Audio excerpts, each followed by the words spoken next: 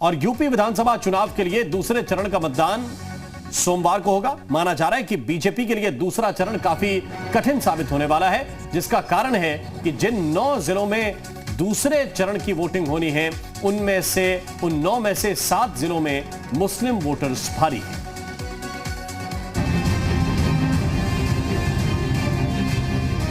उत्तर प्रदेश में सत्ता की जंग के लिए दूसरे चरण के लिए प्रचार का शोर भले ही थम गया हो, लेकिन सियासी खेमे में खलबली तेज है। दूसरे चरण के लिए जनता के बीच सभी दलों ने एड़ी चोटी का जोर लगाया है और अब बारी जनता के फैसले की है। दूसरे चरण में यूपी के 9 जिलों सहारनपुर, बिजनौर, मुरादाबाद, संभल, रामपुर, अमरोहा, बदायूं, बरेली और शाहजहांपुर की 55 विधानसभा सीटों पर मतदान होना है। इस चरण में कुल 586 उम्मीदवार चुनाव के मैदान में हैं। पहले चरण में जाटलैंड के रण का परिणाम ईवीएम में कैद हो चुका है, जिसका फैसला 10 मार्च को होगा।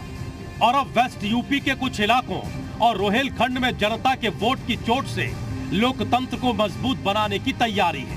जिन 55 सीटों पर 14 फरवरी को वोटिंग है, वहां 38 सीटों पर बीजेपी का कब्जा है। लेकिन ऐसा माना जा रहा है कि दूसरा चरण बीजेपी के साथ साथ सभी दलों के लिए चुनौतीपूर्ण होने वाला है। सियासी जानकारों के मुताबिक इस फेज में मुस्लिम वोट काफी निर्णायक है, जिसका फायदा सपा आरएलडी गठबंधन को हो सकता है। हालांकि बीजेपी अपनी पुरानी परफॉर्मेंस को दोहराने का दावा कर रही है। दरअसल जिन 9 जिलों में दूसरे चरण की वोटिंग है, उनमें 7 जिलों में मुस्लिम वोटर्स की संख्या अधिक है। इनमें रामपुर में 50.57%, मुरादाबाद में 50.80%, अमरोहा में 40.78%, बिजनौर में 43.04%, बरेली में 34.54%, संभल में 32.88% और बदायूं में 23.26% मुस्लिम वोटर्स हैं। इन जिलों में मुस्लिमों के साथ साथ जाट वोटर्स की भी अच्छी मौजूदगी है। इसलिए पहले फेज के मुकाबले दूसरा फेज बीजेपी के लिए ज्यादा चुनौतीपूर्ण माना जा रहा है। इस बार विधानसभा का चुनाव सपा और आरएलडी मिलकर लड़ रहे हैं, जबकि बीएसपी इस गठबंधन से बाहर है।